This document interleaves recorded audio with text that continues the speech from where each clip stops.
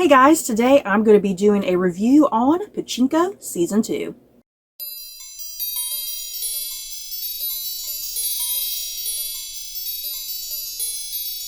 So before I head into my thoughts and feelings on Pachinko Season 2, quick disclaimer, I don't plan on having any sort of spoilers in this video.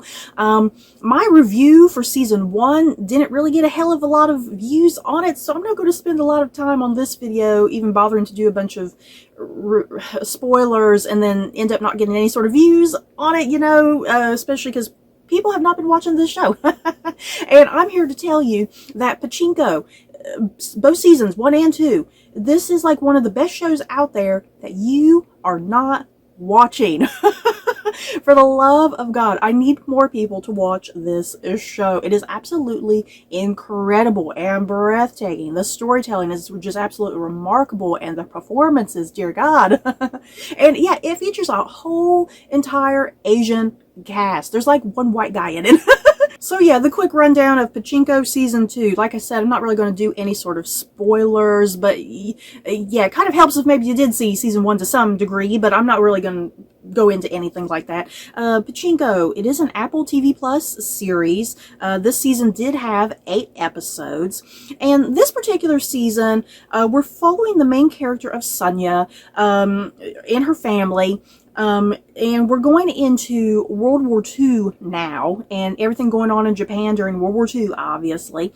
And then after that, kind of the second half of the season goes into like the early 1950s.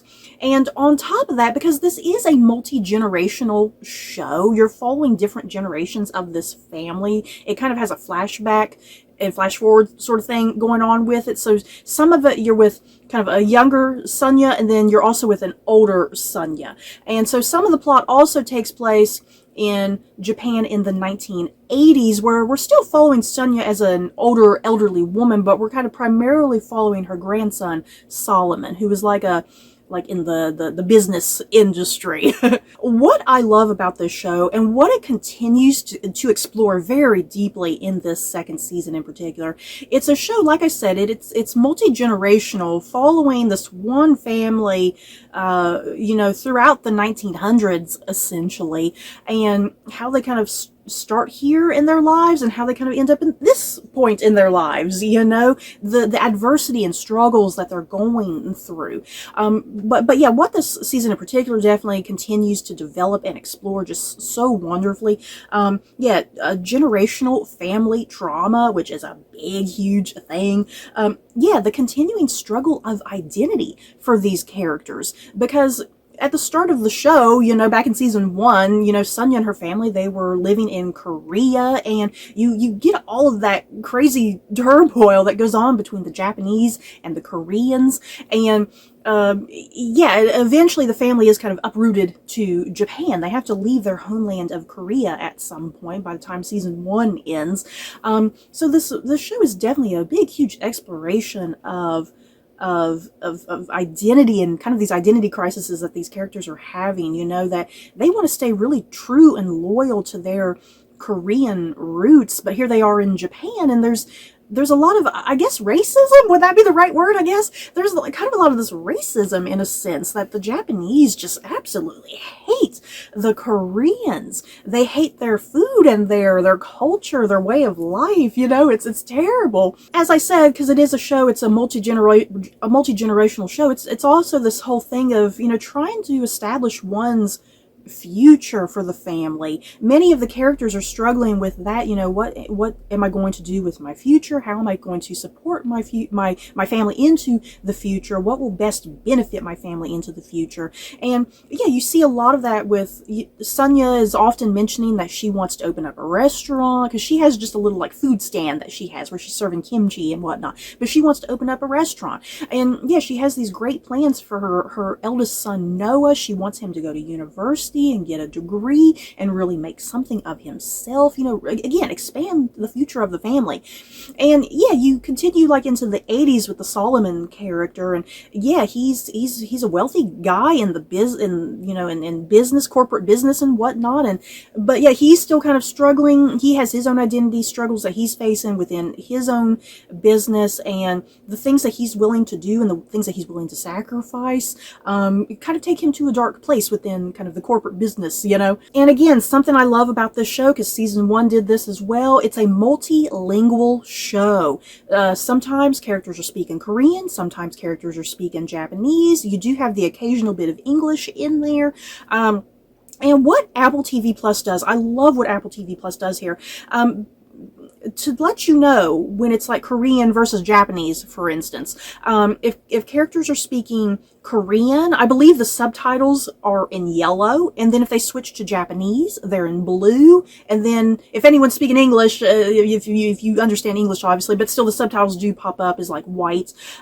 So the color change of the subtitles is really great, especially for me, because I really liked knowing when the changeover from Korean to Japanese would happen. I really love that. And you have the characters that they can speak both. You know, there's like one of Sonya's littlest kids, he kind of speaks Korean and Japanese like very fluently. He kind of flips back and forth between both languages, you know. Sometimes half of the subtitle might be blue and half of the subtitle might be yellow. You know, he's like incorporating both languages together. So I really loved what Apple TV Plus did there with the subtitles. It really gives it a nice immersive experience, and you can understand really, really well kind of what's going on. And again, with the show, just some absolutely standout performances. My top favorites, we have Min-ha Kim, who plays the younger version of Sonya, and her elderly counterpart played by Yun Young. I'm sorry if I'm butchering these names, you guys. Yeah, both actresses playing kind of younger and middle, younger and elderly Sonya. I love their performances. And another standout performance this season definitely came from Lee Min-ho, who plays the rather antagonistic, I suppose, character of Hansu. I love Lee Min-ho, you guys. Oh my god, he is wonderful to look at. And he was kind of barely in season 1. There were like whole episodes he would kind of be missing, or he would maybe just have one scene in the episode. But yeah, season 2, they know that they have a good thing going with Lee Min-ho, and he is the eye candy of this show, even though he's a bit villainous. There's some dark elements to his character and his relationship with Sonya. But yeah, Lee Min-ho is in this season a hell of a lot more than he was in season 1, which I greatly appreciated. I love the continuing development of his character, because again, he's kind of a bit of an antagonistic, villainous character, but there's a lot of depth and nuance to him that makes him super interesting and super compelling. Y'all know me, I love a good villain. I love Lee Min-ho's character. Ooh. And a special shout out to one of the younger performers on the show, because there's 2 actors that play the character of Noah this season, Noah being the elder son of Sonya. Noah, because there's 2 time jumps in the show, because we have World War II, and then we do kind of go into the 50s, so the character of Noah does age up a little bit. So there's like a teenage, like a preteen version of Noah, and then like a more teenage version of Noah that's going into university. So yeah, that version of Noah, the older version, played by Kang Tae-yeon. Once again, I think I'm butchering the name. The older version of Noah, wow. Special shout out to him. His performance was absolutely incredible and remarkable. Emotionally devastating, you guys. I'm not going to have no spoilers, but if you've seen the show, you know, it's emotionally devastating, my god. And as I kind of mentioned really quickly, the show, we have World War II, we have a bit into the 1950s, and then we have the 80s. The World War II stuff is easily my favorite aspect of this season in particular, because yeah, Sonya's family is going through some upheaval. Yeah, I know, there's a lot going down in Japan during this time in World War II, and it's not great, and Sonya and her family kind of got to get out of there, and yeah, the character of Hansu, who has his toxic relationship with Sonya, he helps them kind of escape into the countryside this season, which is where they kind of spend the majority of the season, is in the countryside.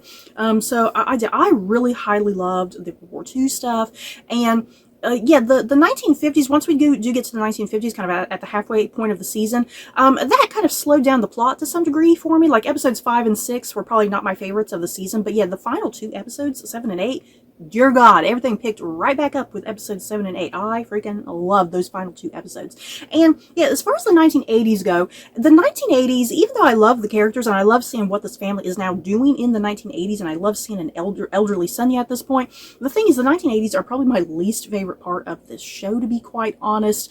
Sometimes I find myself getting a little bored and drifting off because, again, it's following Sonia's grandson Solomon, who's in like corporate business sort of stuff, and a lot of that stuff I have a hard time following and understanding, and just not finding that interesting. Like I said, I prefer all the stuff, in the 1950s and the World War II and all that good stuff. But yeah, like I said, boy oh boy, those final 2 episodes, episodes 7 and 8, good God, the drama, the emotion, it intensifies. It just left me that when the final episode rolled, that final scene, I was just like, wow. And please, please, please, Apple TV Plus, I hope we get a 3rd season. I desperately need a 3rd season.